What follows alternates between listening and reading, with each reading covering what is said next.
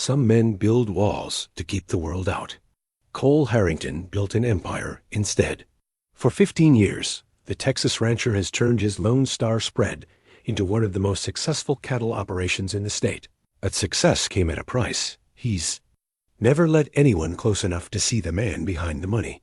When a Christmas week blizzard strikes his remote ranch, Cole rides out to secure his prized stallion and discover something that will change everything. Huddled against his calving barn, nearly frozen and abandoned by a touring bus, sits Ivy Brenner, a classically trained violinist, whose world has just collapsed around her dot. What starts as a simple act of kindness, offering shelter for one night, becomes something neither of them expected. But can a man who spent years protecting his heart risk opening it to a woman whose own life is falling apart? Before we jump back in, tell us where you're tuning in from, and if this story touches you, make sure you're subscribed, because tomorrow I've saved something extra special for you. The wind howled like a banshee across the Texas plains, driving snow so thick Cole Harrington could barely see his own gloved hands gripping the reins. His stallion, Thunder, pranced nervously beneath him, ears flicking at every gust that threatened to knock them both sideways. Cole had weathered plenty of storms in his 38 years, but this Christmas week blizzard was something else entirely, the kind that reminded a man just how small he really was against the fury of nature. Thunder's hooves crunched through the deepening drifts as they approached the calving barn, the structure's weathered red paint barely visible through the swirling white. Cole had built this barn himself 7 years ago, back when he'd first started expanding the Harrington ranch beyond what his father had ever dreamed possible. Now it sat nearly a mile from the main house, a testament to both his ambition and his need to keep certain parts of his operation private. The stallion's sudden snort and sideways step made Cole tighten his grip on the reins. Thunder was spooked by something, and Thunder didn't spook easily. Cole squinted through the snow, trying to make out what had caught the horse's attention. At first, he thought it might be a coyote seeking shelter, or maybe one of his rescue. Horses had broken free from the far pasture. Then he saw it, a dark shape huddled against the barn's south wall, too still to be an animal. "Easy, boy," Cole murmured, dismounting with practiced ease despite the treacherous footing. His boots sank into snow that was already past his ankles and still falling hard. He approached the figure cautiously, his rancher's instincts warring. With something deeper, a recognition that what he was seeing wasn't right, wasn't safe. She was small. That was his first clear thought. Curled into herself like a child trying to disappear, wearing what looked like a thin wool coat that was nowhere near adequate for weather like this. Her hair was dark, made darker by the melting snow, and her skin had that pale, waxy look that made Cole's chest tighten with concern. He'd seen hypothermia before, knew the signs. "Ma'am?" His voice carried despite the wind, and she stirred slightly, lifting her head just enough for him to see her face. Even half-frozen and clearly in distress, she was beautiful, the kind of beauty that spoke of refinement, of a life lived far from ranch work and winter storms. Her eyes, when they focused on him, were the color of storm clouds, and held a wariness that went deeper than her current predicament. "I'm sorry," she whispered, the words barely audible above the howling wind. "I didn't mean to trespass. I just needed—" Her voice trailed off as a violent shiver racked her frame. Cole didn't hesitate. He'd been raised better than to leave anyone out in weather like this, regardless of how they'd ended up on his property. Without a word, he shrugged out of his heavy ranch coat and draped it around her shoulders, then scooped her up as easily as he would a calf. She weighed almost nothing, and the way she didn't protest told him everything he needed to know about her condition. "We'll sort out the details later," he said, settling her across Thunder's saddle before swinging up behind her. "Right now, we need to get you warm." The ride back to the main house was a blur of wind and snow, made longer by his need to keep Thunder at a careful walk. The woman girl, really, though he guessed she was probably in her mid-20s, leaned against him without seeming to realize she was doing it, her body seeking warmth by instinct. Cole found himself acutely aware of her weight against his chest, the way her hair smelled faintly of something floral, despite everything she'd been through. The Harrington ranch house had been in his family for 3 generations, though Cole had made extensive renovations after his parents' death 15 years ago. What had been a modest two-story farmhouse was now a sprawling single-story home with soaring ceilings and walls of windows that showcased the rolling landscape. On clear days, you could see for miles in every direction. Tonight, the windows showed nothing but swirling white. Cole carried her through the mudroom and into the kitchen, setting her gently in one of the chairs at his breakfast table. She was shivering so hard now that the chair rattled against the hardwood floor. "Can you tell me your name?" he asked, already moving to start coffee and gather what he'd need to treat her hypothermia. "Ivy," she managed through chattering teeth. "Ivy Brenner." "Well, Ivy Brenner, I'm Cole Harrington, and this is my ranch. Can you tell me how you ended up out there?" He kept his voice calm, professional, the way he would with a spooked horse. No sudden movements, no pressure. She was quiet. For so long, he wasn't sure she'd heard him. Then, in a voice that held more pain than any person should have to carry, she said, "My bus left me." Cole paused in his coffee preparations. "Your bus?" "The tour bus. We were traveling to Dallas for a Christmas concert series." The driver stopped. At that truck stop about 10 miles back, said he needed to chain up for the weather. "I got off to use the restroom, and when I came out..." She shrugged, a gesture that somehow conveyed both resignation and heartbreak. They were gone. Cole's jaw tightened. He knew the truck stop she meant. It was the last outpost of civilization before his ranch, and the next town was another 20 miles beyond his property. To leave someone stranded there in weather like this wasn't just cruel. It was potentially deadly. "What kind of tour?" he asked, setting a mug of hot coffee in front of her and wrapping her hands around it. "Classical music. I'm a violinist." She took a sip of the coffee and closed her eyes briefly. "Was a violinist? I'm not really sure what I am anymore." There was a story there.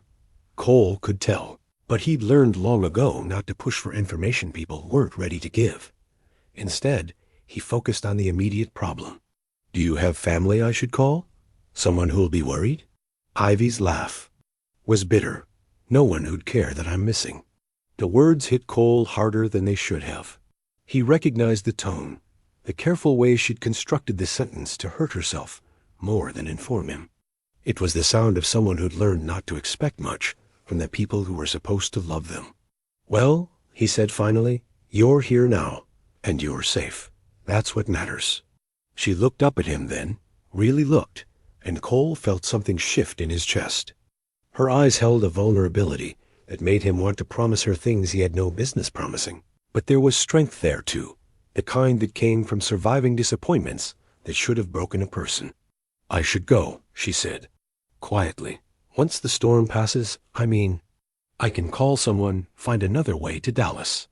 "In this weather, you're not going anywhere for at least a day or two," Cole replied, more gruffly than he'd intended. The thought of her leaving, of going back out into the world that had clearly been unkind to her, bothered him more than it should have. "You can stay in the guest room tonight. We'll figure out the rest tomorrow." Ivy studied his face, as if looking for the catch, the expectation that would come with his offer. Cole kept his expression neutral, though something about her wariness made his chest ache. "I don't have any money," she said finally. "I can't pay you. Did I ask you to?" She shook her head slowly, still watching him with those storm-gray eyes. "Then, don't worry about it."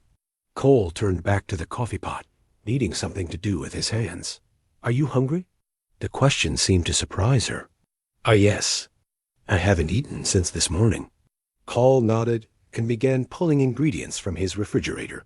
He wasn't much of a cook, but he could manage a decent grilled cheese sandwich and some soup. As he worked, he found himself stealing glances at his unexpected guest. Ivy Brenner was a puzzle he hadn't asked for, and Cole had learned to be wary of puzzles. They had a way of becoming complicated, and Cole's life was already complicated enough. He'd built his success on keeping things simple, straightforward, predictable. He bought land, raised cattle, made money, and kept to himself. It was a good life, a safe life. But as he watched Ivy slowly thaw out at his kitchen table, her delicate hands wrapped around the coffee mug like it was a lifeline, Cole felt something he hadn't experienced in years: curiosity about another person. Not just professional curiosity, the kind that helped him read cattle buyers and land sellers, but genuine interest in who she was, what had brought her to his barn, and why someone with her obvious breeding and education was traveling alone on a tour bus with nowhere to go. "The soup smells wonderful," Ivy said softly, and Cole realized he'd been staring. "It's nothing fancy," he replied, ladling the tomato soup into a bowl. "Just something to warm you up." She accepted the bowl and sandwich with a gratitude that seemed disproportionate to the simple meal. When she took her first bite, she closed her eyes briefly, and Cole had to look away from the expression of pure relief on her face. "Thank you," she whispered, "for all of this." "I know you didn't have to." "Yes, I did," Cole interrupted, more firmly than he'd intended. "Anyone would have done the same." Ivy's smile was sad. "You'd be surprised." They ate in comfortable silence after that, the only sounds the wind howling outside and the soft clink of spoons against bowls. Cole found himself relaxing in a way he rarely did around strangers, though he couldn't have said why. Maybe it was because Ivy didn't seem to expect anything from him beyond basic human decency, or maybe it was the way she seemed as comfortable, with quiet as he was. When she finished eating, Cole showed her to the guest room, a simple but comfortable space with its own bathroom and a view of the front pasture that would be spectacular once the storm cleared. He provided her with some clean towels and one of his old flannel shirts to sleep in, then left her alone to settle in. Back in his own room, Cole found himself staring out at the storm and thinking about gray eyes and the way someone could look, both fragile and strong at the same time. Tomorrow, he told himself, he'd help her make some calls, maybe drive her to town when the roads cleared. Tonight was just about basic human kindness. Nothing more. But as he finally drifted off to sleep, Cole couldn't shake the feeling that finding Ivy Brenner in his barn was going to change more than just his evening plans. Cole woke before dawn, as he had every day for the past 15 years. The storm was still raging outside, though it seemed to have lost some of its earlier fury. He dressed quietly and made his way to the kitchen, where the smell of coffee would normally greet him. Instead, he found Ivy already there, standing at the window with a mug in her hands, wearing his flannel shirt over what looked like yesterday's clothes. "Morning," he said softly, not wanting to startle her. She turned, offering him a tentative smile. "I hope you don't mind." "I couldn't sleep." "And I made coffee." "Course not." Cole poured himself a mug and joined her at the window. The snow was still falling, but lighter now, and he could make out the shapes of the outbuildings through the gray morning light. "How are you feeling?" "Better. Much better. Thanks to you." She paused, studying his profile. "I keep thinking I should pinch myself. Yesterday feels like a nightmare I'm still trying to wake up from." Before Cole could respond, the weather radio on his kitchen counter crackled to life. The metallic voice of the National Weather Service filled the room, delivering news that made Cole's stomach drop. Blizzard warning extended through Thursday evening. Additional 6 to 8 inches expected. Travel strongly discouraged. Emergency. Crews are suspended until conditions improve. Cole reached over and turned down the volume, but the damage was done. It was Monday morning. Thursday evening meant 3 more days, minimum, before the roads would be passable. "I'm so sorry," Ivy said quietly. "I know this isn't what you planned." "Plans change," Cole replied, though his mind was already racing through the implications. 3 days, maybe 4. He had enough supplies. That wasn't the problem. The problem was that he hadn't had anyone stay in his house longer than a single night since he'd bought the place. The problem was the way Ivy looked in his kitchen, like she belonged there, which was ridiculous because she didn't belong here any more than a hothouse orchid belonged in a cattle pasture. "I could try to make it to town," Ivy offered, though. Her voice lacked conviction. In this weather? Absolutely not. Cole's response was sharper than he'd intended, and he saw Ivy flinch slightly. He softened his tone. "The roads are impassable. Even my truck wouldn't make it, and I've got chains and 4-wheel drive." Ivy nodded, wrapping her hands more tightly around her coffee mug. "Then I guess we're stuck with each other." "Guess so." Cole studied her face, noting the circles under her eyes and the way she held herself careful, contained, like someone who'd learned not to take up too much space. You said you were a violinist. Professional? Was, she corrected. I played with the Austin Symphony for 3 years, did some solo work, toured with various ensembles. Classical music doesn't pay much unless you're one of the very few who make it to the top tier. What happened? Ivy was quiet for so long Cole thought she wasn't going to answer. Then she said, I had what they call a crisis of confidence. Started making mistakes in performances. Lost my nerve during solos. When you're playing classical music professionally, there's no room for that kind of uncertainty. Cole heard what she wasn't saying. Someone important heard one of those performances. The music director of the Dallas Symphony. I was auditioning for first chair violin. Ivy's smile was rueful. I made it through 2 movements of the Brahms concerto before my hand started shaking so badly I couldn't continue. He thanked me very politely and said they'd be in touch. They never called. Oh, they called to let me know they decided to go with someone else. Someone more reliable. Cole felt an unexpected surge of anger on her behalf. Their loss. You haven't heard me play, Ivy pointed out. Don't need to. Anyone who travels the country playing music, who's good enough to audition for a major symphony, that takes talent and dedication. One bad day doesn't erase that. Ivy looked at him with surprise, as if kindness was the last thing she'd expected. Thank you for saying that. Cole nodded and turned his attention back to the window. He was getting too involved already, asking too many questions, caring too much about her answers. But something about Ivy's quiet resilience drew him in despite his better judgment. I should probably check on the horses, he said finally. Storm like this, they get restless. Could I come with you? The question surprised them both. Ivy seemed as startled by her own words as Cole was to hear them. I mean, if I'm going to be here for a few days, maybe I could help somehow. I'm not much use around a ranch, but I can learn. Cole's instinct was to say no. His morning routine was sacred, a carefully constructed series of tasks that helped him start each day with purpose and clarity. He didn't need help, didn't want company, and certainly didn't need the distraction of watching Ivy navigate his world. But when he opened his mouth to decline politely, what came out was, bundle up, it's cold out there. 20 minutes later, they were trudging through knee-deep snow toward the main barn, Ivy wearing one of Cole's spare winter coats that swallowed her small frame. She stayed close to him, following in his footsteps, and didn't complain about the cold or the difficult walking. The barn was warm and filled with the familiar sounds of horses stirring in their stalls. Cole had 12 horses currently, quarter horses for ranch work, 2 thoroughbreds he bred occasionally, and 2 others he preferred not to think about too much. They're beautiful, Ivy breathed, approaching the first stall where Thunder stood munching hay. That's Thunder. He's the one who found you last night. Cole opened the stall and ran his hands along the stallion's neck, checking for any signs of stress from the previous evening's ride. Ivy extended her hand carefully, letting Thunder sniff her fingers before stroking his nose. Thank you, she whispered to the horse, and Cole felt something shift in his chest at the sight. They moved through the barn methodically, Cole checking each animal while Ivy watched and occasionally offered a gentle touch or soft word. She had good instincts with the horses, he noticed. No sudden movements, no fear, just a quiet respect that the animals seemed to appreciate.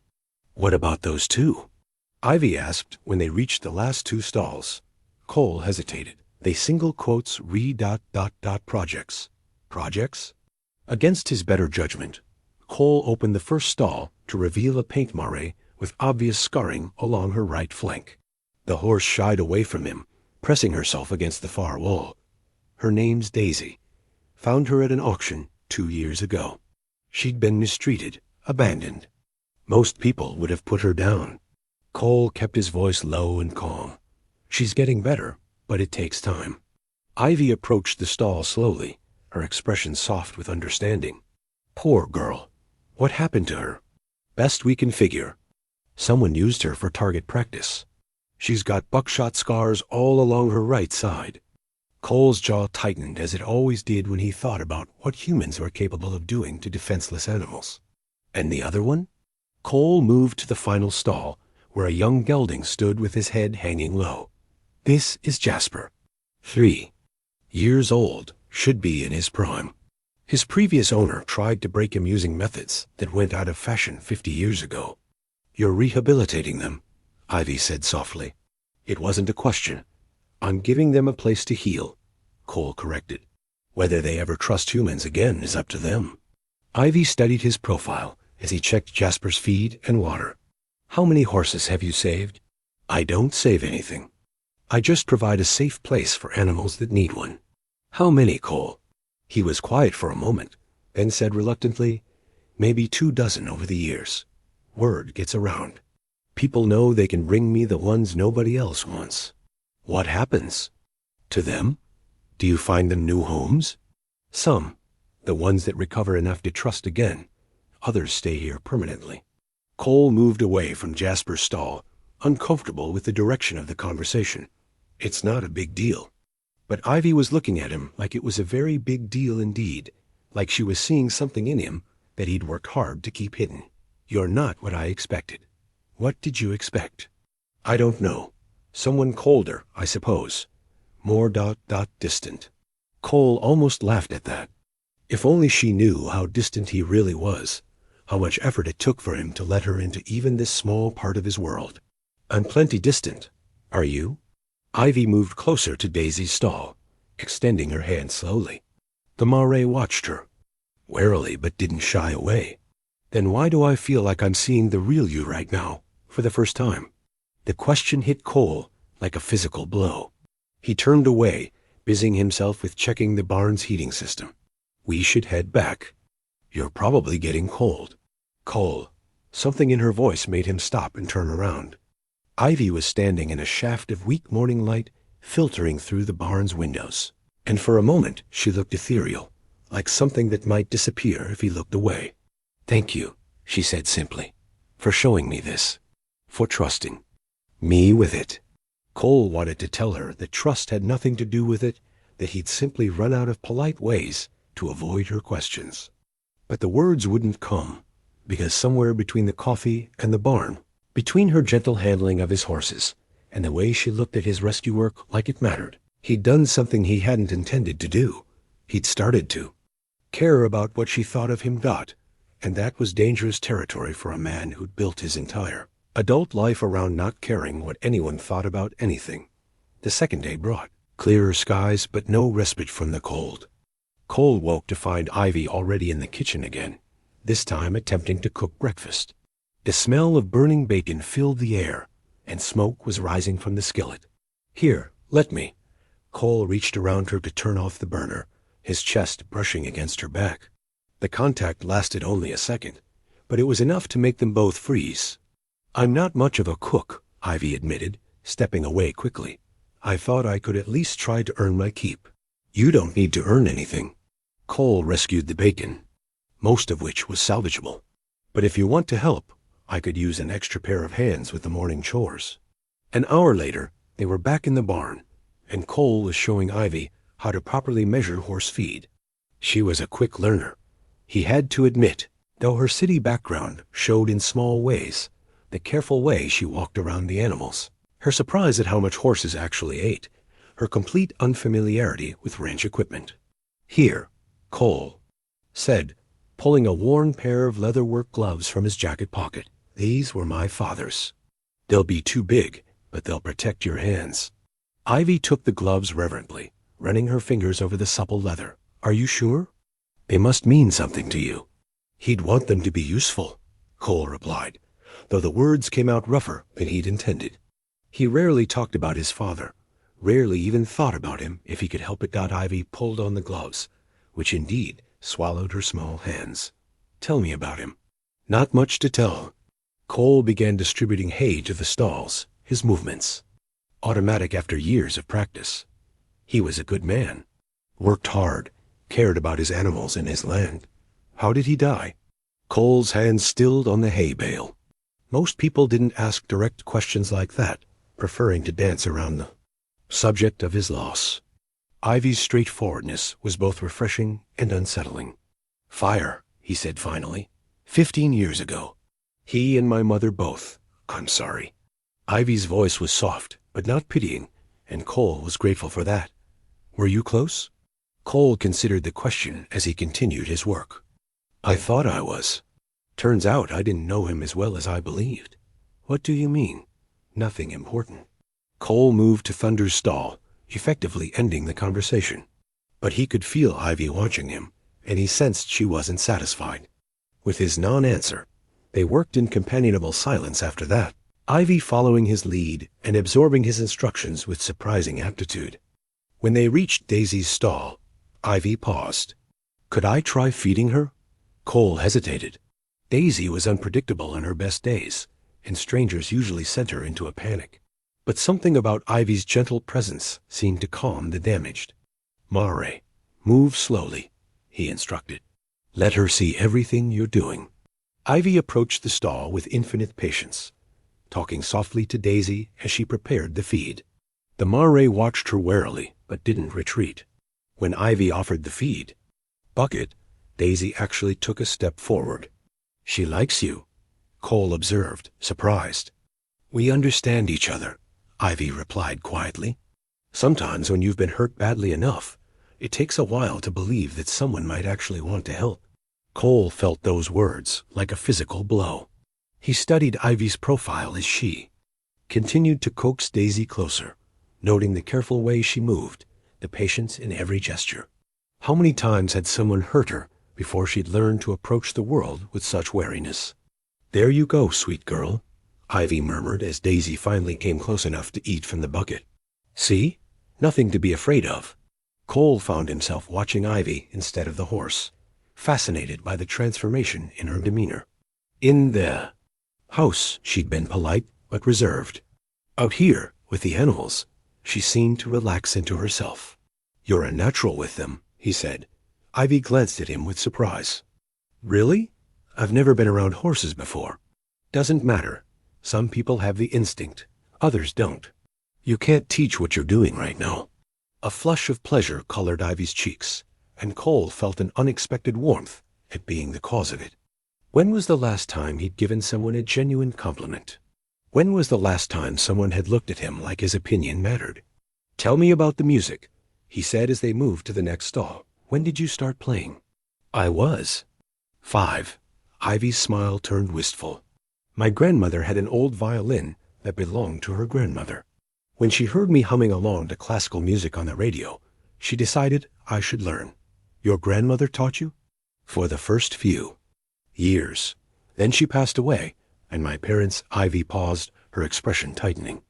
"They saw potential for scholarships, competitions, maybe even a career if I was good enough. So they found me better teachers, enrolled me in music programs, pushed me to practice longer and harder." Cole heard the careful neutrality in her voice, and recognized it for what it was, the tone someone used when they were trying not to reveal how much something had hurt them. "Sounds like a lot of pressure for a kid." "It was worth it, though. Music was everything to me. The only thing that made sense in a world that often didn't." Ivy's voice softened.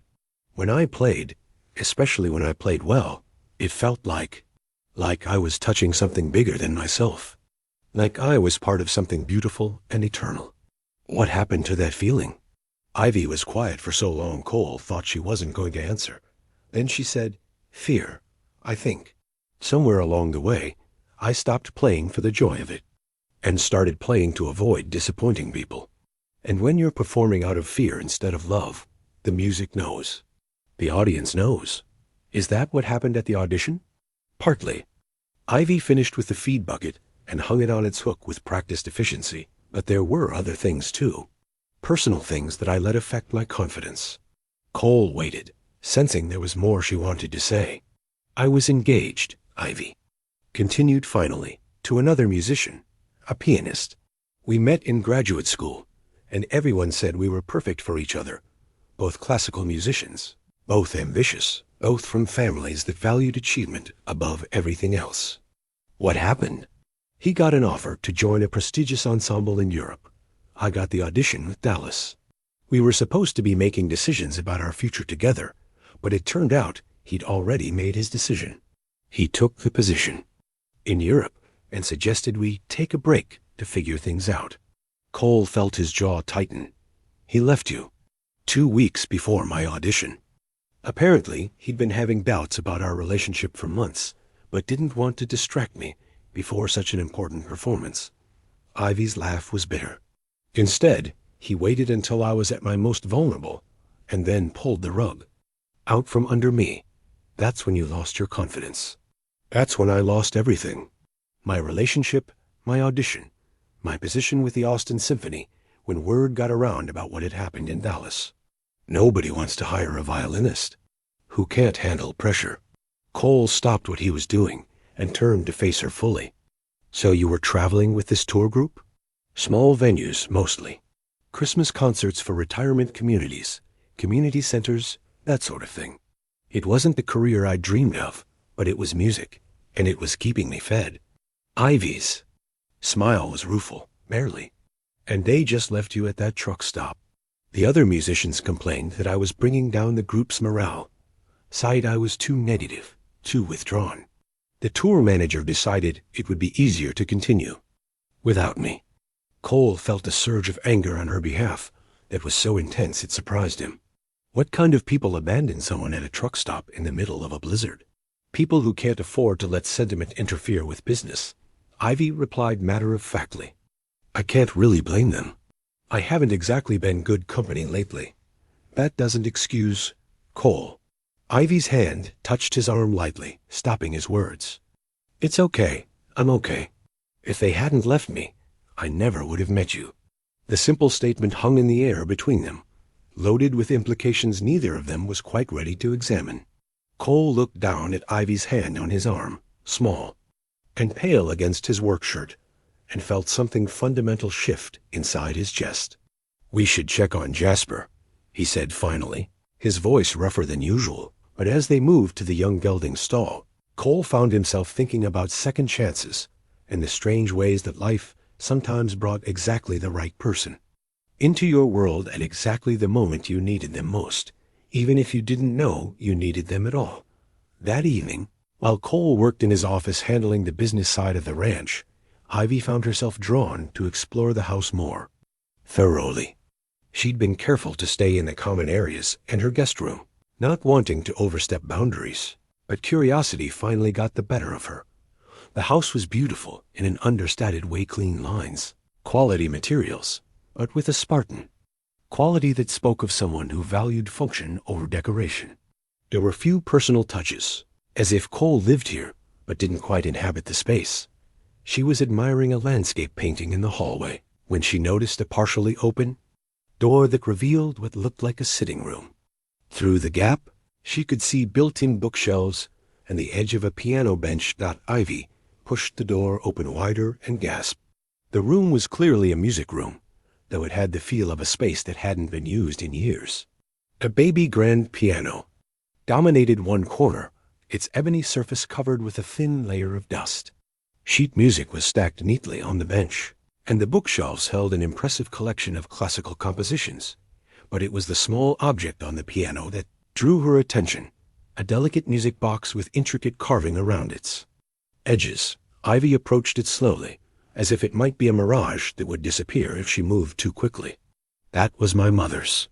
Ivy spun around to find Cole standing in the doorway, his expression unreadable. I'm sorry, I didn't mean to snoop. The door was open and I saw the piano. It's fine. Cole entered the room, though his posture remained tense. I should have warned you about this room. Your mother was a musician? Cole nodded, moving too. Stand beside the piano. She played beautifully. Not professionally, but well enough that people used to ask her to perform at church functions and community events. Ivy looked at the sheet music on the bench. Chopin, Debussy, pieces that required considerable skill. These are advanced compositions. She was largely self-taught, started playing as a child, and never stopped.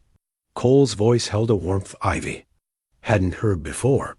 She said music was the language her soul spoke when words weren't enough. That's beautiful. Ivy touched the music box gently. Does it still work? Cole reached over and wound the small key, then lifted the lid.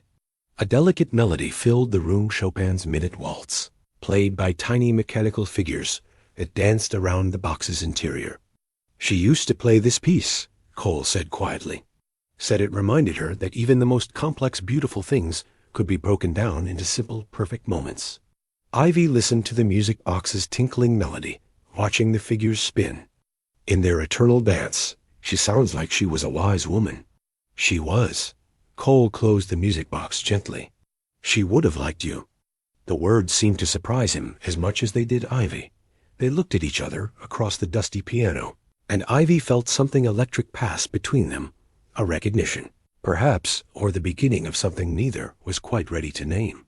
Would you play something? Cole asked suddenly. I don't have my violin. I meant the piano. I saw you looking at the sheet music. Ivy hesitated. I haven't played piano in years. I focused on violin once I got serious about music. Doesn't matter. I'd like to hear music in this room again. There was something vulnerable in the request, something that made Ivy unable to refuse.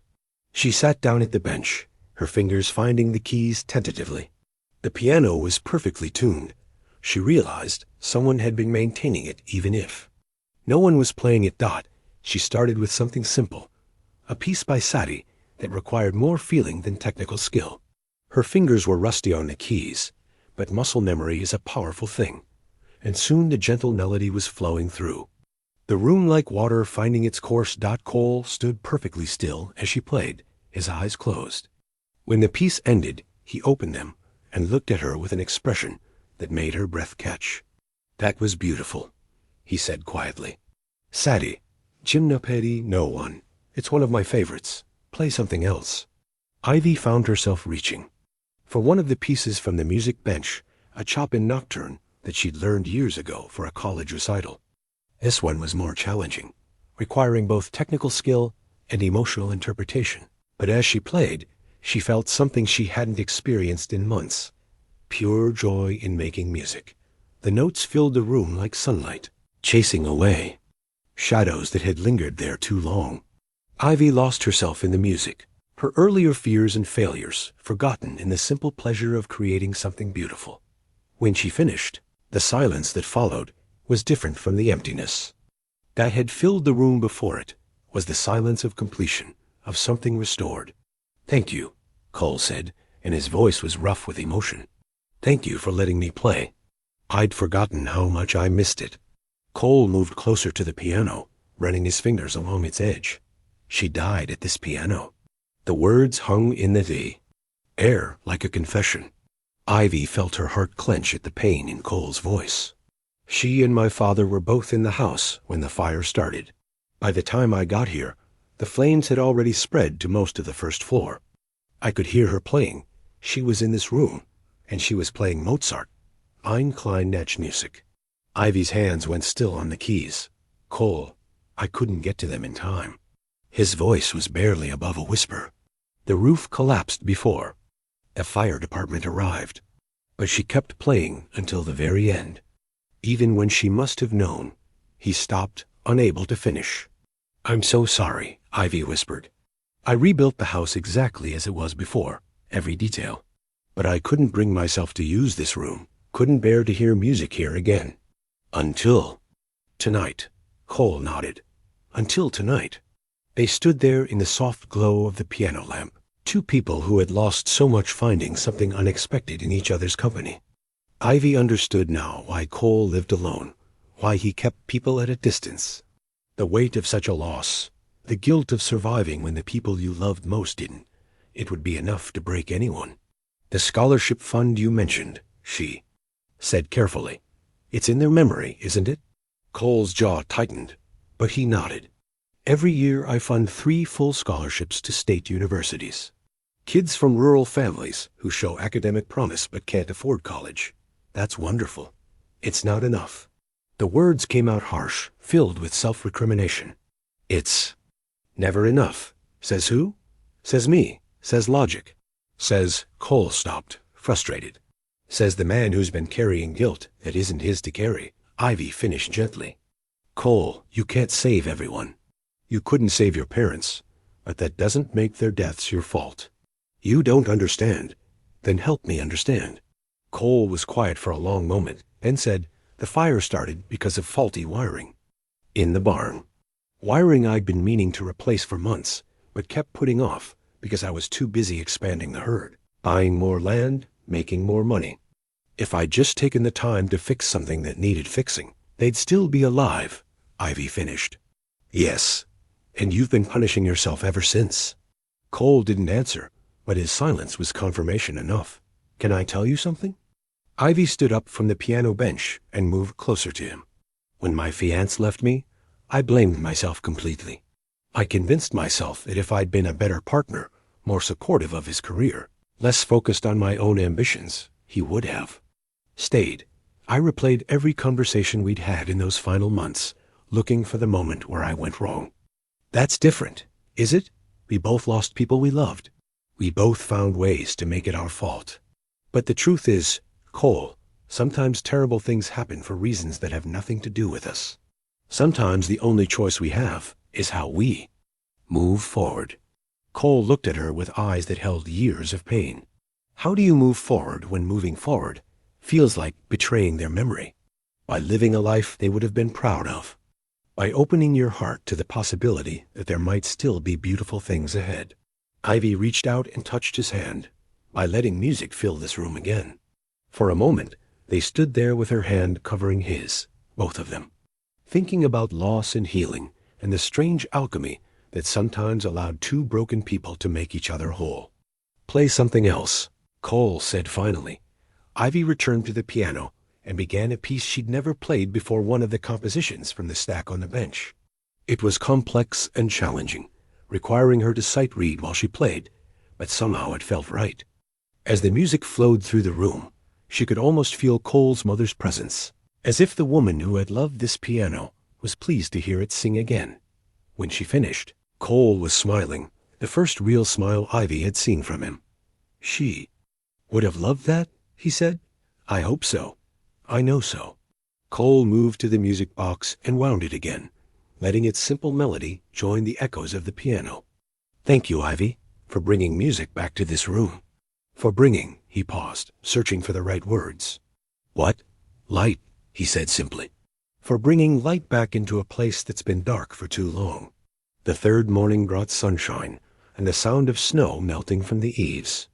Cole was in his office early, reviewing quarterly reports and preparing for a conference call with his accountant, when his fax machine began churning out pages. The cover sheet made his blood run cold. Martin Graves Development Group, legal. Notice. By the time Ivy appeared in the kitchen with her morning coffee, Cole was seated at the breakfast table surrounded by legal documents, his jaw tight with anger. What's wrong? She asked immediately, noting his expression. Cole held up the stack of papers. Someone's trying to steal water rights from half the ranchers in this county. Ivy sat down across from him, studying his face. Can they do that? There. Sure as hell going to try. Cole's voice was grim as he flipped through the documents. Martin Graves. He's been circling this area like a vulture for the past 2 years, buying up struggling ranches and converting them to housing developments. That doesn't sound necessarily bad. People need homes. These aren't homes for locals. These are luxury. Subdivisions for city folks who want to play cowboy on the weekends. Cole's frustration was evident in every line of his body. Graves buys ranches during drought years when families are desperate to sell. Then he lobbies to change water rights. Laws so he can access underground aquifers that have sustained this area for generations. Ivy read over his shoulder, trying to make sense of the legal language. What does this notice actually say? It says that Graves is petitioning the county to reclassify water usage rights for what he calls agricultural optimization. What it really means is that he wants to cap the amount of water small ranchers can use while allowing unlimited access for his developments. Can he do that legally? Unfortunately, yes. If he can prove that his land use would be more economically beneficial to the county than traditional ranching.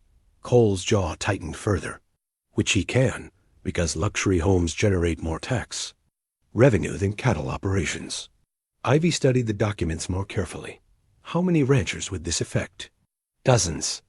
Families who've been working this land for 3 or 4 generations, suddenly finding themselves unable to water their stock or irrigate their pastures. Cole stood up abruptly, pacing to the window. The Hendersons have been barely making ends. Meet since the drought 2 years ago. Mrs. Peterson is already talking about selling, because she can't manage the ranch alone since her husband died. If Graves gets these water rights changed, it'll force them all out. There has to be something that can be done. Like what? Fight a team of corporate lawyers with ranch sale proceeds? Cole's voice was bitter.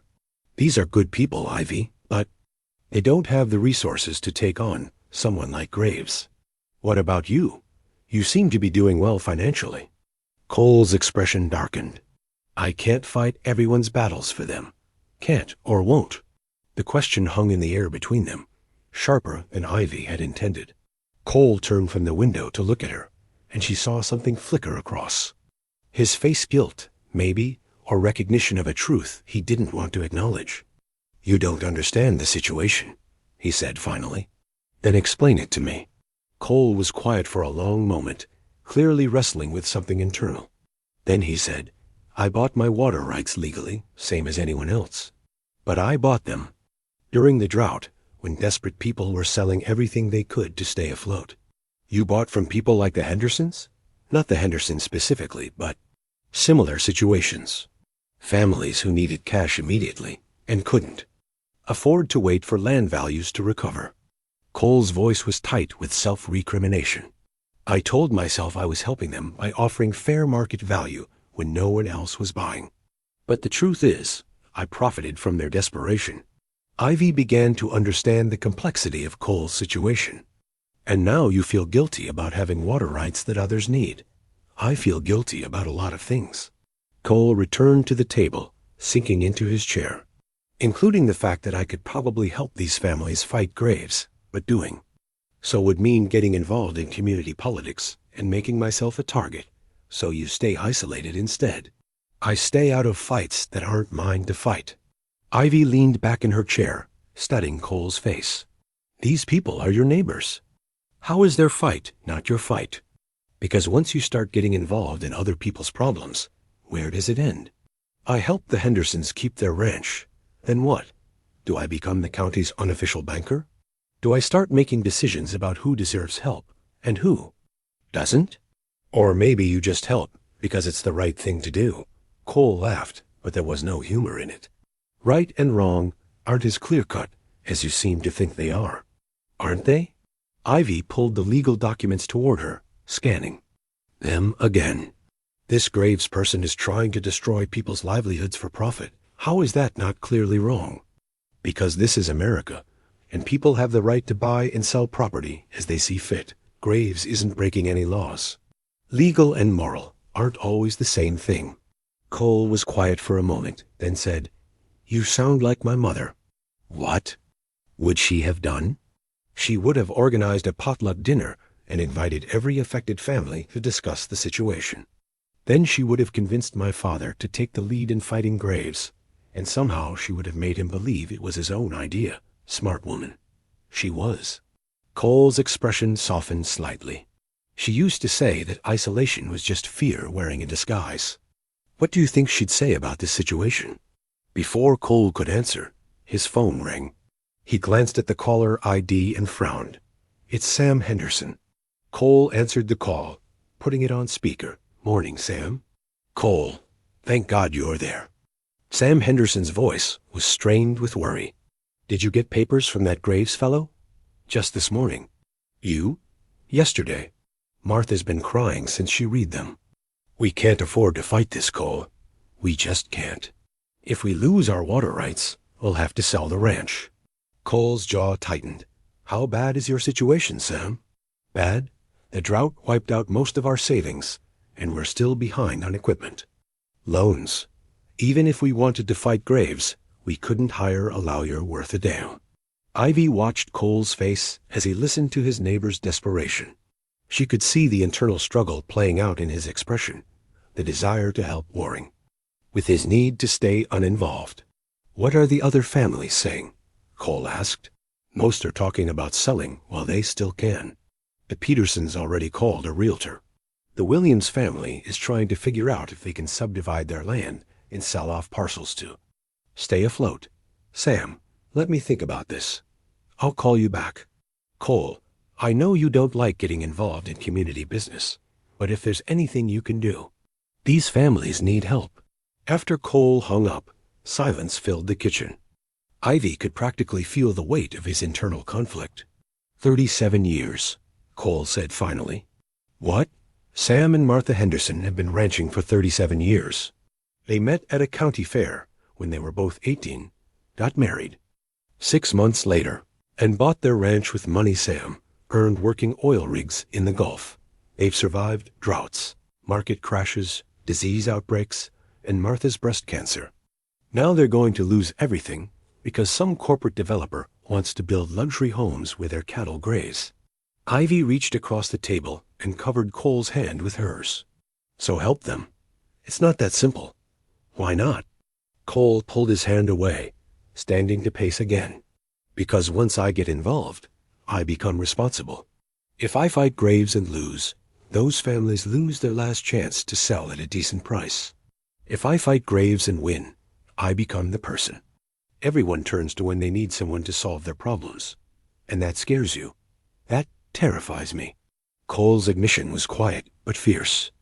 I've spent 15 years building a life where I don't have to worry about letting people down, where I don't have to carry the weight of other people's expectations or needs. Cole, you want to know the truth about why I helped those rescue horses? Because animals don't expect you to save them. They don't blame you when you can't fix everything that's wrong with their world. They just appreciate whatever help you can give, and they don't ask for more than you're willing to offer. Ivy felt her heart break a little at the pain in his voice.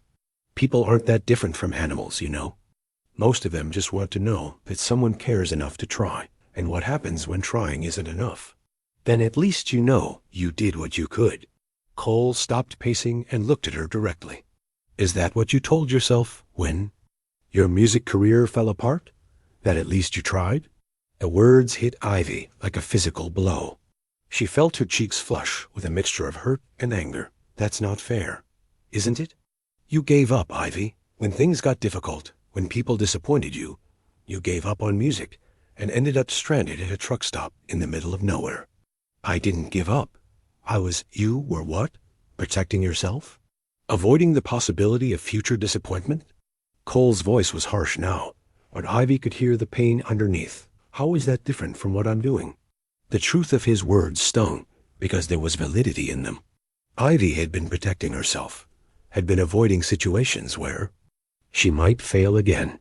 But there was a crucial difference that Cole couldn't see. You're right, she said quietly. I did give up, but that's exactly why I know what it costs. That's why I know you'll regret it if you don't at least try to help. These people? Cole stared at her for a long moment, then sank back into his chair. What if I try and fail? What if I make things worse? What if you don't try and spend the rest of your life wondering what might have happened if you had? They sat in silence, both thinking about choices and consequences, about the weight of action versus the burden of inaction. Outside, the snow continued to melt, creating small rivers that would eventually find their way to larger streams, just as individual decisions would eventually flow into the larger current of a life lived with purpose or regret. The tension between them carried through the rest of the morning. Cole threw himself into ranch work with unusual intensity, checking fences that didn't need checking and reorganizing equipment that was already perfectly organized. Ivy helped where she could, but the easy camaraderie they'd developed over the past few days had shifted into something more complicated. By afternoon, Ivy's phone had been buzzing insistently for hours. She'd been ignoring it, but finally, while Cole was in the barn, she answered. Ivy, thank God. The voice belonged to Patricia Vance, her former manager. I've been trying to reach you for days. Where are you? I'm safe, Ivy replied carefully. The tour bus left me at a truck stop during the blizzard. Left you? What do you mean left you? I mean they drove away without me, Patricia. I'm stranded at a ranch until the road's clear. There was a pause, then Patricia's voice turned businesslike. Well, that's unfortunate, but I have good news. I've been fielding calls about you since word got out about your situation. What kind of calls? Sympathy bookings, mostly. 3 different venues want to hire you for solo performances. Apparently, your story-talented musician abandoned by her tour group has generated some media interest. Ivy felt her stomach clench. Media interest? Nothing major, just some human interest pieces in music publications. But it's good exposure, Ivy. People are talking about you again. People are talking about me as a cautionary tale. People are talking about you as a survivor. There's a difference. Patricia's voice grew more animated. I've got a venue in Austin that wants to book you for New Year's Eve. Solo violin performance. Good money, and it would put you back on the classical music map. Ivy sank into a kitchen chair, feeling overwhelmed. I don't know if I'm ready or not. This is your chance to rebuild your career. You can't stay hidden forever, Ivy. I'm not hiding. Aren't you? When was the last time you performed? When was the last time you even practiced? The question stung because Patricia was right. Ivy had been hiding, avoiding the music world that had once defined her. But in the past few days, playing Cole's mother's piano, she'd remembered why. She'd fallen in love with music in the first place. I need time to think about it, Ivy said finally. Don't take too long. Opportunities like this don't come around often. After Patricia hung up, Ivy sat staring at her phone, feeling the weight of a decision she wasn't ready to make. In the distance, she could hear Cole working in the barn, and part of her wanted to run to him, to seek comfort in his steady presence. But their argument that morning had shown her something she hadn't wanted to acknowledge. She was falling in love with a man who was just as scared of taking risks as she was. When Cole came in for dinner, he found Ivy standing at the stove, stirring a pot of soup with mechanical precision. Her phone lay on the counter beside her, and he could tell from her posture that something had changed. Everything okay? He asked carefully. My former manager called. Apparently, my situation has generated some media attention. Cole felt something cold settle in his stomach. What kind of attention? The kind that wants to book me for performances. Ivy turned to face him, and he could see the conflict in her eyes. There's a venue in Austin that wants me for New Year's Eve, a solo performance. That's good news, Cole said, though the words felt like glass in his throat. Is it? They looked at each other across the kitchen, both understanding that this conversation was about more than just a job offer. It's what you wanted, isn't it? Cole asked. To get your career back on track? I thought it was. Ivy's voice was quiet, but now I'm not sure what I want. Cole moved closer, drawn by the uncertainty in her voice. What's making you doubt it? You, Ivy said simply. This place. The way I feel when I'm here. The admission hung between them like a bridge. Neither was sure they were ready to cross. Ivy, I know what you're going to say, she interrupted. That this is temporary, that I have a life to get back to. That what's happening between us is just ... What? Proximity? Gratitude? Is it? Cole asked, his voice rougher than usual. You? Tell me. Ivy stepped closer to him, close enough that he could see the flecks of blue in her gray eyes. Because from where I'm standing, it feels like something a lot more significant than that. Cole wanted to pull her into his arms, wanted to tell her that she was right, that what he felt for her was more real than anything he'd experienced in years. But the fear was stronger than the want, and fear had kept him safe for a very long time. You should take the job, he said instead. Ivy stepped back as if he'd slapped her. That's it? That's all you have to say? What do you want me to say? Ivy? That you should give up your career to stay here with me? That you should throw away your chance to rebuild your life for someone you've known for 3 days? I want you to be honest about what you're feeling. What I'm feeling doesn't matter. It matters to me. Cole turned away, unable to look at the hurt in her eyes. You're a classical musician, Ivy. You belong in concert halls and recording studios, not on a cattle ranch in the middle of nowhere. Don't I get to decide where I belong? Not when you're running away from something. Cole's words were harsh, but they came from a place of pain rather than anger. You said yourself that you've been hiding. Taking this job offer is how you stop hiding. And what about you? When do you stop hiding? I'm not hiding. Aren't you? You live alone on a ranch where your closest neighbors are miles away.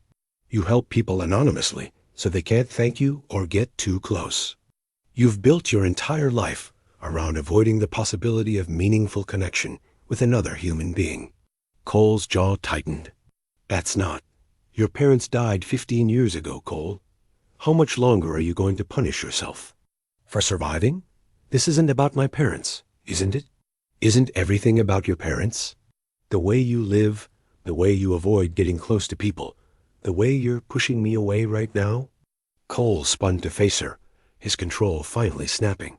Yes, it's about my parents. It's about the fact that everyone I've ever cared about has left me one way or another. It's about the fact that caring about people means watching them get hurt, or disappear or die. And I can't. He stopped, breathing hard. You can't what? I can't go through that again, Cole finished quietly. I can't care about someone and then lose them. Ivy felt her heart break at the pain in his voice. So you'd rather lose me now, while it's your choice? I'd rather you leave before. Cole stopped again, unable to finish the thought. Before what? Before you care too much? Before I become important enough that losing me would actually hurt? Cole didn't answer, but his silence was confirmation enough. I've got news for you, Cole, Ivy said softly. It's too late for that. You already care, and so do I. She moved past him toward the hallway, pausing at the doorway. For what it's worth, she said without turning around, I wasn't planning to take the job. I was going to tell Patricia that I needed more time, that I'd found something here worth staying for. But you're right, I can't throw away my chance to rebuild my life for someone who's too scared to admit he wants me to stay. After she left, Cole stood alone in the kitchen, surrounded by the smell of soup and the weight of words that couldn't be taken back. Outside, the snow continued to melt, but inside the house, the temperature seemed to have dropped 20 degrees. Thought about calling after her, about telling her the truth, that he'd fallen for her harder and faster than he'd thought possible, that the idea of her leaving made him feel like he was suffocating. But fear was a powerful thing, and it had protected him for so long that he didn't know how to function without it. So instead, he stood there listening to her footsteps fade down the hallway, knowing that he was about to lose the best thing that had happened to him in 15 years, and that it was entirely his own fault. The roads finally cleared on Thursday morning, just as the weather service had predicted. Cole was in his office before dawn, making arrangements for someone to drive Ivy to town so she could catch a bus to Austin. He told himself he was being practical, helpful, that getting her back to her life was the right thing to do for both of them.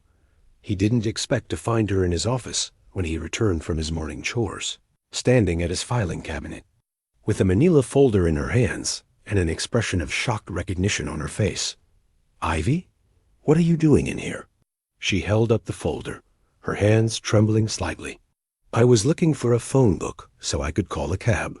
I knocked over some files, and when I was picking them up, I found this. Cole's blood ran cold when he saw what she was holding, a property deed with Martin Graves' name prominently displayed across the top. You can explain this, right? Ivy's voice was carefully controlled, but Cole could hear the hurt underneath. Please tell me there's a reasonable explanation for why you have a deed to the property that Graves wants for his development. Cole closed his eyes, feeling the weight of a secret he'd hoped never to reveal. Ivy, because what it looks like, she continued, her voice growing stronger with anger, is that you've been lying to me? What it looks like is that you're in business with a man who's trying to destroy your neighbors' lives. I'm not in business with Graves. Then why do you have his property deed? Cole moved to his desk, sinking into his chair. The time for secrets was over, apparently, whether he was ready or not. Because I own that property, he said quietly. Ivy stared at him. What? The land that Graves wants for his development. I own it. I've owned it for 2 years. That's impossible. The legal documents list Martin Graves' development group as the petitioning party because they have a contract to purchase the land if certain conditions are met. Cole's voice was flat, drained of emotion. But the actual deed is in my name. Ivy sank into the chair across from his desk, the folder falling from her nerveless fingers. I don't understand. 2 years ago, when the drought was at its worst, the Williamson Ranch was going into foreclosure. They'd been neighbors of my parents, good people who'd just run out of options. The bank was going to auction the property to the highest bidder. And you bought it. I bought it to keep it from being developed. I paid well above market value, enough to clear their debts and give them something to start over with. Cole's jaw tightened. But I bought it under a shell company name so they wouldn't. No, it was me. Why? Because if people knew I was buying up distressed properties, they'd either resent me for profiting from their misfortune, or they'd expect me to solve everyone's financial problems. Ivy shook her head, still trying to process the information. But if you own the land, why is Graves trying to develop it? Because 6 months ago, I made a mistake. Cole's voice was bitter with self-recrimination. Graves approached me with an offer. Not to buy the land outright, but to enter into a development partnership. He said he could triple the property's value within 5 years. And you agreed? I signed a preliminary agreement giving him exclusive development rights, if he could secure the necessary water permits and zoning changes. Cole looked directly at Ivy, needing her to understand. It was supposed to be a sure thing. Graves told me the permits were just a formality, that the county was eager to increase its tax base. But they weren't a formality. No. Turns out the county commissioners are more concerned about preserving the area's agricultural character than Graves led me to believe. So now he's trying to force the issue by challenging the existing water rights structure. Ivy felt a surge of anger that made her hands shake. Do you understand what you've done? You've given Graves leverage to destroy every small ranch in this county. I know that. And you've been sitting here for 3 days, listening to me talk about how terrible Graves is, watching you agonize over whether to help your neighbors, and you never once mentioned that you hold the key to stopping him? Cole flinched at the accusation in her voice. It's not that simple. It seems pretty simple to me. You cancel your agreement with Graves, and the development dies. And then what? I'm stuck with land I don't need, and Graves sues me for breach of contract. So, you have money. You can afford lawyers. It's not about the money. Cole stood up, pacing to the window. If I cancel the agreement, Graves will know I was behind the purchase. He'll figure out that I've been buying distressed properties in the area, and that information will get out. And you'd rather protect your privacy than save your neighbors' ranches. I'd rather not become the county's unofficial bank. Cole's voice rose with frustration. You don't understand what it's like to have money in a community like this. Every family crisis becomes your responsibility. Every failed business becomes something you should have prevented. Every tragedy becomes something you should have been able to fix with a check. Ivy stood up slowly, her face pale with disgust. You're unbelievable. Ivy, no, listen to me. You've spent the last 3 days talking about your guilt over your parents' death, your fear of letting people down, your worry about making other people's problems your responsibility. But what you're really afraid of is being needed. You're terrified that people might actually count on you for something. That's not. It is exactly that. Ivy's voice was shaking with emotion. You'd rather let good families lose everything they've worked for than risk the possibility that they might be grateful to you. You'd rather hide behind your guilt and your fear than step up and be the kind of man your parents raised you to be. Cole felt her words like physical blows. You don't know what you're talking about, don't I? I know that you have the power to help people, and you're choosing not to use it. I know that you're willing to let Martin Graves destroy this community because taking action would require you to be vulnerable. And what about you? Cole shot back, his own anger finally surfacing. You're lecturing me about taking action when you can't even make a decision about your own career. You're so scared of failing again that you'd rather stay here and play house and face the possibility that you might not be as good as you used to be. At least I'm not hiding behind money and legal contracts. No, you're just hiding behind other people's kindness. Cole's voice was cruel now, designed to hurt. How long were you planning to stay here, Ivy? How long before my temporary charity case became permanent?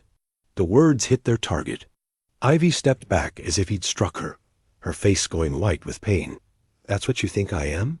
A charity case? Too late. Cole realized he'd gone too far. Ivy, I didn't mean... Yes, you did. Her voice was very quiet now, which was somehow worse than when she'd been shouting. You meant exactly that. She moved toward the door, then paused without turning around. For what it's worth, she said, I was never planning to stay permanently. I just thought foolishly, apparently, that I'd found someone worth taking a risk for. Someone who might actually be worth changing my life for. Ivy, wait. But she was already gone, leaving Cole alone with his property deeds and his carefully constructed walls and the sudden, devastating knowledge that he'd just destroyed the best thing that had ever happened to him because he was too much of a coward to be the man she needed him to be. By the time Cole realized what a complete fool he'd been, Ivy was already packed and waiting by the front door for the taxi he'd called to take her to town. She stood there in her thin wool coat, the same one she'd been wearing when he found her by the G barn, looking small and fragile and utterly determined to leave. Ivy, please, let me explain. There's nothing to explain.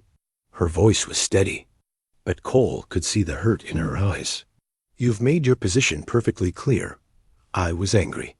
I said things I didn't mean. No, you said things you did mean. Things you've probably been thinking since the day you found me. Ivy picked up her small suitcase. I should thank you, actually. You've reminded me of something important. What's that? That I was right to be wary of depending on other people's kindness. It always comes with a price. Before Cole could respond, they heard the sound of a car pulling into the driveway. Through the window, Cole could see it wasn't the taxi he'd called. It was Sam Henderson's battered pickup truck. Expecting company? Ivy asked. Cole shook his head, already moving toward the door. Sam Henderson climbed out of his truck, followed by Martha, and then by several other people Cole recognized as neighboring ranchers. The group approached the house with the purposeful stride of people who'd come to make a difficult request. Sam, Cole said as he opened the door. What's going on? We need to talk, Cole. Sam's expression was grim. All of us. About Graves and his water rights petition. Cole glanced back at Ivy, who had moved to the living room window to watch the gathering. This isn't a good time. It's the only time we've got, interrupted Mary Peterson, the elderly widow whose husband had died the previous year. The county commissioners are meeting tomorrow to vote on Graves' petition. If we're going to do something, it has to be now. Cole felt trapped between the group of desperate ranchers and Ivy's watching eyes. What do you want from me? Leadership, said Jim Williams, another longtime neighbor. You're the most successful rancher in the county, Cole. People respect you. If you speak against Graves' petition, others will listen. I can't. Can't what? Martha Henderson's voice was sharp with desperation. Can't be bothered to help your neighbors? Can't risk getting involved in community business? It's not that simple. It's exactly that simple, Sam replied. Graves is trying to steal water that's belonged to these families for generations. Either you help us fight him, or you stand by and watch him destroy everything our parents and grandparents built. Cole was acutely aware of Ivy listening to every word, seeing him once again faced with a choice between involvement and isolation.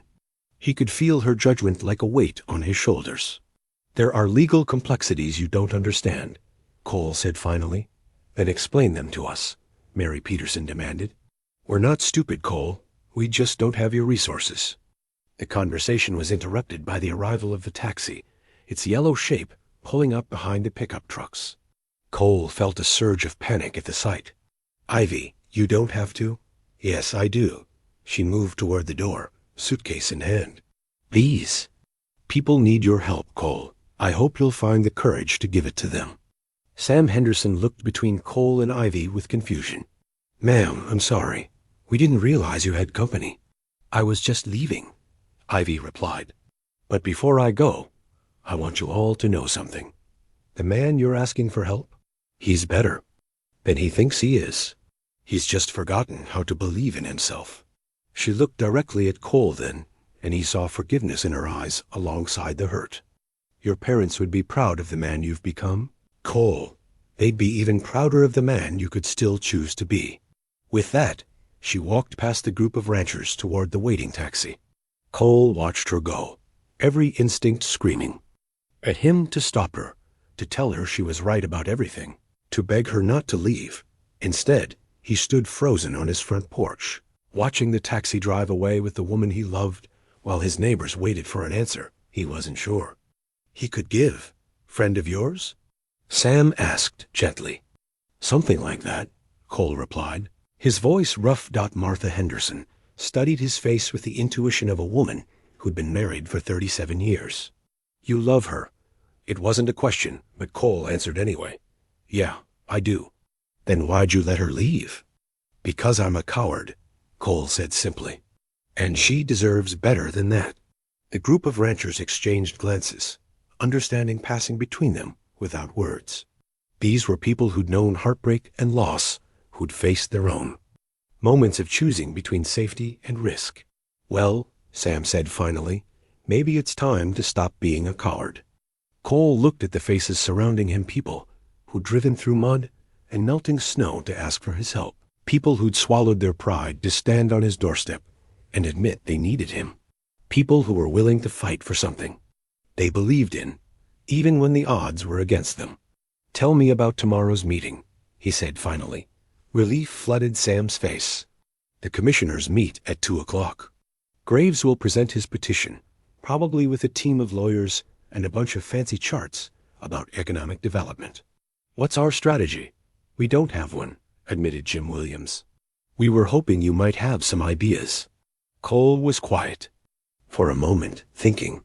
Then he said, what if we gave them something better than economic arguments? What do you mean? Graves is selling the commissioners on tax revenue and development. What if we showed them what they'd really be losing?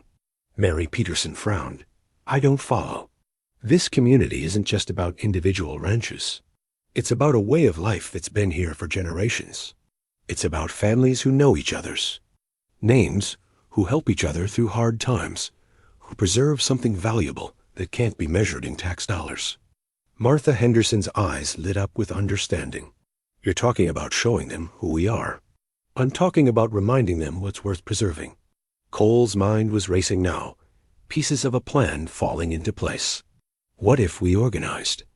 Something that demonstrated the value of this community? Something that showed the commissioners that what Graves wants to destroy is worth more than what he wants to build? Like what? Cole thought about Ivy's words, about his mother's music, about the way communities came together in times of crisis. Like a benefit concert. The suggestion surprised them all, including Cole himself. A concert? Sam asked. Why not? We get local musicians, maybe some of the high school kids, set up in someone's barn and invite the whole county. Show people what rural community really looks like. Cole was warming to the idea now. Make it a fundraiser for something everyone can support, maybe. A scholarship fund for local kids. That's not a bad idea, Jim Williams said slowly. But we'd need someone to organize it, someone with music connections. Cole's heart sank as he realized what he'd suggested. The one person who could have helped him pull together a concert in 24 hours was currently in a taxi heading toward town, probably hating him. Never mind, he said. It's a stupid idea. We don't have time to organize something like that. Actually, Martha Henderson said thoughtfully, we might. My daughter teaches music at the high school. She's got contacts throughout the county, and she's been looking for a way to showcase her students. And the Peterson barn would be perfect for something like that, added Mary Peterson. It's big enough, and it's right on the main road where people would see it. Cole felt a flicker of hope. You think we could really pull this together by tomorrow? If we start making calls right now, Sam said. But we'd need someone to coordinate everything, someone who understands both music and event planning. Again, Cole thought of Ivy, of her professional experience, and her understanding of what made a performance work. But Ivy was gone, and she was gone because he'd been too much of a coward to trust her with the truth. I'll do it, he said finally. I'll coordinate the event. The ranchers looked surprised. Cole Harrington volunteering to organize a community event was not something any of them had expected. You sure about that? Sam asked. No, Cole admitted. But I'm sure about wanting to stop Graves. And I'm sure about wanting to help all of you keep your ranches. As the group began making plans, dividing up tasks and phone lists, Cole found himself thinking about Ivy's words. She'd said his parents would be proud of the man he'd become, but prouder of the man he could still choose to be. Maybe it wasn't too late to be that man. Maybe it wasn't too late to fight for something that mattered, even if it meant risking failure. And maybe, if he was very lucky and very brave, it wasn't too late to win back the woman he'd been foolish enough to let walk away that 20-4 hours. Later, Cole stood in the Peterson barn watching the most unlikely concert venue come together through the efforts of an entire community. Word had spread faster than wildfire through the county, and by noon, people were arriving with folding chairs, sound equipment, and enough food to feed half of Texas. Martha Henderson's daughter, Sarah, had worked miracles with her music contacts. The high school jazz ensemble was setting up in one corner. A bluegrass band from the next county over was tuning their instruments, and even the church choir had volunteered to perform. It wasn't Carnegie Hall, but it had something more important heart. I can't believe you pulled this together so fast, Sam Henderson said, peering at Cole's elbow with a steaming cup of coffee. I had help, Cole replied, watching as Mary Peterson directed the placement of hay bales that would serve as additional seating. Turns out this community has more organizing power than I gave it credit for. Turns out you've got more leadership in you than you gave yourself credit for, Sam corrected gently. Cole was about to respond when he saw a familiar yellow taxi pulling up the gravel drive. His heart stopped as he watched the passenger door open and Ivy Brenner step out, violin case in hand. She was wearing a simple black dress and her thin wool coat, and she looked every inch the professional musician she was. But what made Cole's breath catch was the expression on her face, determined, focused, and directed straight at him. Excuse me, Cole said to Sam, already moving toward the barn entrance. He met Ivy halfway across the parking area, unsure of what to say, afraid that anything he said would be wrong. You came back, he said finally. Sarah Henderson called me at the bus station in Austin. Said there was a benefit concert happening, and they needed a violinist. Ivy's voice was carefully neutral. I couldn't let them down. Ivy, this isn't about us, Cole. She looked past him at the bustling activity in the barn. This is about doing what's right for these people. Cole nodded, though her words stung. Of course. Thank you for coming. They stood there for a moment, the weight of everything unsaid hanging between them like a bridge neither was sure they could cross. I should go find Sarah and see where I fit into the program, Ivy said finally. Wait, Cole reached out, stopping, just short of touching her arm. There's something you should know about the county commissioners' meeting. What about it? Graves didn't show up. Ivy's eyes widened. What do you mean he didn't show up? His lawyer called this morning to postpone the hearing indefinitely. Said there were complications with their petition that needed to be resolved. What kind of complications? Cole looked directly at her, needing her to understand. A kind that happen when the person who actually owns the land they want to develop withdraws his consent for the project. Understanding dawned in Ivy's eyes. You canceled your agreement with Graves. I canceled everything.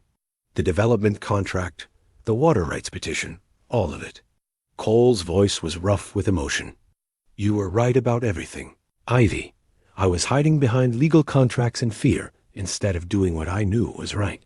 Cole, I called every rancher in the county personally to tell them that their water rights are safe. Then I called my lawyer and had him draft new conservation easements for all the land I own, ensuring it can never be developed. Ivy stared at him, processing the implications. You gave up millions of dollars. I gave up money I never should have pursued in the first place. Cole stepped closer, emboldened by the softness he saw in her eyes. You asked me what my parents would think of the man I'd become. The truth is, they would have been ashamed of the deal I made with Graves. But I think they'd be proud of the choice I made to break it. Even if it costs you financially? Money doesn't keep you warm at night, Ivy. It doesn't make music in empty rooms or help damaged horses learn to trust again. Cole's voice dropped to almost a whisper. It doesn't love you back when you're brave enough to let someone in. Before Ivy could respond, Sarah Henderson appeared at Cole's shoulder, slightly out of breath from running across the parking lot. Ivy, thank goodness you're here. We've got a full program lined up, and we'd love to have you close the show. Would you be willing to perform something solo? Ivy looked at Sarah, then back at Cole, clearly conflicted. I don't know. I haven't performed solo in months, and you'll be magnificent, Cole said quietly. You were born to make music, Ivy. Don't let fear steal that from you again. The irony of him giving advice about facing fears wasn't lost on either of them, but Ivy seemed to draw strength from his words. All right, she said to Sarah, I'll perform, but I'll need about 20 minutes to warm up and choose a piece. Perfect. The show starts in an hour, and you'll go on last. Sarah beamed at them both. This is going to be amazing.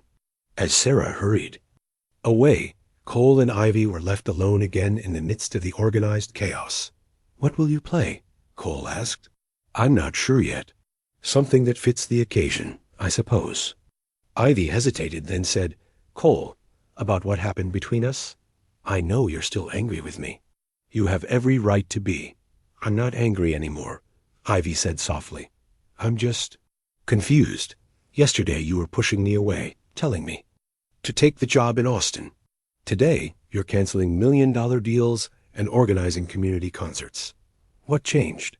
Cole was quiet for a moment, watching the activity around them, neighbors helping neighbors, a community coming together to celebrate something worth preserving. You did, he said finally. You changed everything. You made me remember who I used to be before I got so afraid of losing people that I stopped letting them get close enough to matter. And now? Now, I want to be the kind of man who deserves someone like you, the kind of man who fights for what's important instead of hiding from it. Ivy's eyes filled with tears she was trying not to shed. Cole, I love you, he said simply. I know I have no right to say that after the way I treated you, but it's the truth. I fell in love with your strength and your music and the way you see possibilities where other people see problems. I love you too, Ivy whispered, and Cole felt his heart stop. You do? I have since the moment you gave me your father's gloves and trusted me with your rescue horses. A tear slipped down her cheek. But love isn't always enough, is it? We both have lives to rebuild, choices to make about who we want to be. Then let's rebuild them together, Cole said, reaching for her hands. Stay, Ivy, not as a charity case or a temporary guest, but as my partner. Help me figure out how to be part of this community instead of apart from it. Help me learn how to trust that loving someone doesn't have to mean losing them. Ivy looked at their joined hands, then up at his face, seeing hope and vulnerability and a love that was strong enough to risk everything. What about my music career? What about it? You can perform anywhere, Ivy. You can teach. You can travel. You can start a music program for local kids. Whatever makes you happy. I just want to be part of whatever you choose. Around them, the concert preparations continued, but Cole and Ivy stood in their own bubble of possibility, two people who had found each other in the most unlikely circumstances and were brave enough to see where love might lead them. Ask me again after I perform tonight, Ivy said finally. If I can get through a solo performance without falling apart, maybe I'll be ready to take other risks too. Cole squeezed her hands gently. I'll be right here, whatever happens. Promise? Promise, Cole said, and for the first time in 15 years, he meant it completely. The Peterson barn had been transformed into something magical. String lights hung from the rafters, casting a warm glow over the assembled crowd of nearly 300 people. Folding chairs and hay bales were arranged in neat rows, with families from across the county settling in for an evening of music and community spirit. Cole stood at the back of the barn, watching as act after act took the makeshift stage. The high school jazz ensemble had brought down the house with their rendition of Mac the Knife. The church choir had moved several people to tears with Amazing Grace, and the bluegrass band had gotten half the audience clapping along to Foggy Mountain Breakdown. But all evening, Cole's attention had been focused on Ivy, who sat in the front row with her violin case across her lap, occasionally opening it to check her instrument or tighten her bow. He could see the tension in her shoulders, the way she kept taking deep breaths and flexing her fingers. "Ladies and gentlemen," Sarah Henderson announced from the stage, "we are honored to close tonight's program with a very special guest. Ivy Brenner is a classically trained violinist who has performed with symphonies across the country. Tonight, she's graciously agreed to share her gift with us. Please welcome Ivy Brenner."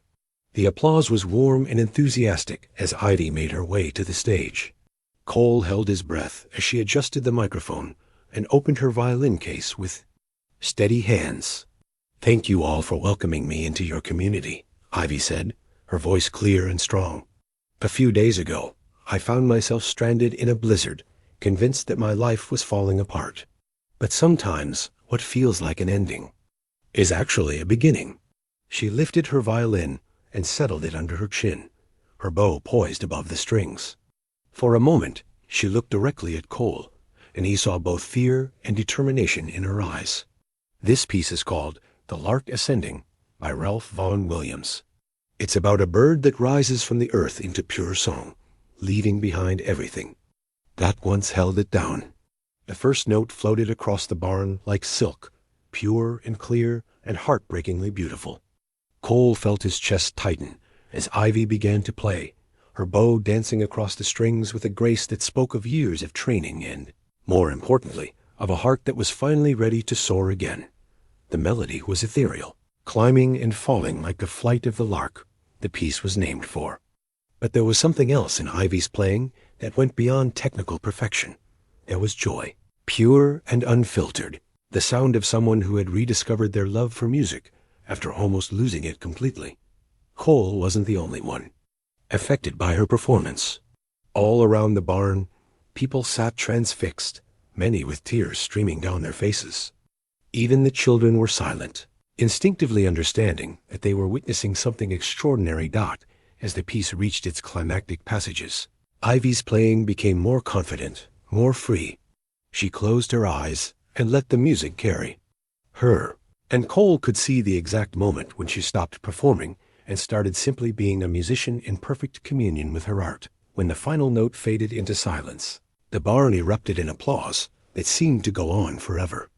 People leaped to their feet, calling out their appreciation, and Cole felt his heart swell with pride and love for the woman who had just laid her soul bare for a room full of strangers.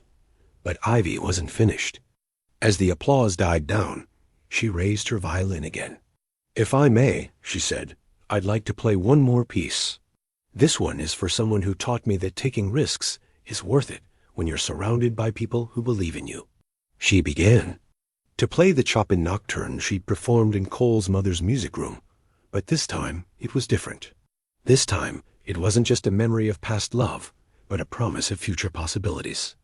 The melody soared through the barn, touching every corner and every heart, and Cole felt as if she was speaking directly to him through the music. As the last note faded, Ivy lowered her violin and looked directly at Cole. The message in her eyes was clear. She was ready to take the risk he'd asked her to take. Cole didn't wait for the applause to end. He pushed through the crowd, making his way to the front of the barn as people parted to let him pass. When he reached the stage, Ivy was already stepping down to meet him. He began, but she silenced him by placing her fingers against his lips. "Yes," she said simply. "Yes, I'll stay. Yes, I'll take the risk. Yes, I'll build a life with you." Ivy's smile was radiant. Yes to everything. Cole swept her into his arms, spinning her around as the crowd erupted in cheers and applause. When he set her down, he cupped her face in his hands. "Are you sure?" "I've never been more sure of anything in my life." Ivy laughed, giddy with relief and joy. "Besides, where else am I going to find a man who saves broken horses and organizes last-minute benefit concerts? Where else am I going to find a woman who can bring an entire community to tears with her music?"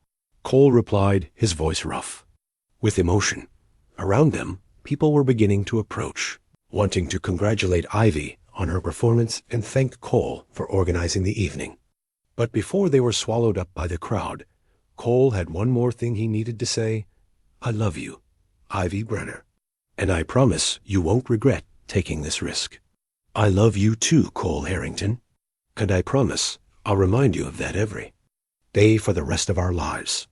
As the community surrounded them with warmth and congratulations, Cole thought about his parents and how proud they would be to see him finally opening his heart to the possibility of love and connection. The music room in his house would never be silent again. The rescue horses would have another person to care for them, and the man who had spent 15 years hiding from life was finally ready to start living it. In the distance, someone had started playing guitar, and other musicians were joining in with an impromptu jam session. The formal concert was over, but the music in the celebration was just beginning. Cole pulled Ivy closer and whispered in her ear, "Ready for the next adventure with you? I'm ready for anything." And as they danced together in a barn full of friends and neighbors, with Ivy's violin case safely tucked away and a future full of possibilities stretching out before them, Cole finally understood what his mother had meant about music being the language the soul spoke when words weren't enough. Sometimes the most beautiful music wasn't played on instruments at all. Sometimes it was the harmony two hearts made when they finally found their way to each other. 6 months later, the same barn that had hosted their first public declaration of love was being decorated for their wedding. Cole stood at the altar, a simple wooden platform where the stage had been, adjusting his tie and watching his friends and neighbors filled the space with flowers, ribbons, and the same string lights that had created magic on the night Ivy had played her heart out for 300 strangers. "You nervous?" Sam Henderson asked, appearing at Cole's shoulder in his role as best man. "Terrified," Cole admitted with a grin. "But the good kind of terrified." "Martha says that's exactly how I looked on our wedding day," Sam chuckled. 38 years later, I'm still terrified of that woman, but I wouldn't have it any other way. Cole's attention was drawn to the barn entrance, where Ivy appeared in a simple but elegant white dress that caught the afternoon sunlight streaming through the open doors. She carried a bouquet of wildflowers and wore his mother's pearl necklace, something borrowed that had become something permanent when Cole had given it to her the night he proposed. But what made Cole's breath catch wasn't the dress or the flowers, or even the radiant smile on Ivy's face. It was the way she looked completely at home in this place that had become the center of their community, surrounded by people who had welcomed her not as Cole's girlfriend or fiancé, but as family. The past 6 months had been a whirlwind of change for both of them. Ivy had started a music program for local children, teaching violin and piano lessons in Cole's mother's music room, which had become the heart of their home. 3 afternoons a week, the house rang with the sounds of scales and simple melodies as young fingers learned to coax beauty from strings and keys. Cole had thrown himself into community leadership with the same intensity he'd once reserved for building his business empire. He'd organized a cooperative buying program that helped small ranchers get better prices for their cattle, established a loan fund for families facing temporary hardship, and somehow found himself elected to the county commission, a position he'd accepted with Ivy's enthusiastic encouragement. "You ready for this?" the minister asked quietly as Ivy made her way down the aisle, her arm linked with her father's. Her parents had driven down from Alston for the wedding, their relationship with their daughter slowly healing as they saw how happy she'd become. "I've been ready for 6 months," Cole replied, his eyes never leaving Ivy's face. The ceremony was simple and heartfelt, with vows they'd written themselves, an exchange of rings that carried more weight than any legal document ever could. Cole's parents' wedding rings carefully resized and polished to a warm gold glow served as both symbol and promise that love could transcend loss, that new beginnings could honor old memories. "I promise to love you through every season," Ivy said as she slipped the ring onto Cole's finger. "Through the storms that will come and the sunshine that follows. I promise to make music with you for the rest of our lives." "I promise to be brave enough to let you love me," Cole replied, his voice steady despite the emotion threatening to overwhelm him. "I promise to build a life with you that's worthy of the gift you've given me, the gift of believing in tomorrow again." When the minister pronounced them husband and wife, the barn erupted in cheers that could probably be heard 3 counties over. But Cole and Ivy only had eyes for each other as they shared their first kiss as a married couple, sealing a bond that had been forged in blizzard, conditions and strengthened by their willingness to take risks for each other. The reception was a community affair, with tables laden with food prepared by every family in the county, and a dance floor that quickly filled with couples young and old. Cole's first dance with his new wife was to the Tennessee Waltz, played by the same bluegrass band that had performed at the benefit concert. "Any regrets?" Cole asked as they swayed together in the center of the barn.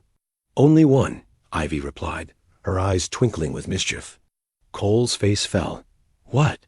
"I regret that it took a blizzard to bring us together. Think of all the time we could have had if we'd met sooner." Cole laughed, relief and love washing over him in equal measure. "I don't know about that.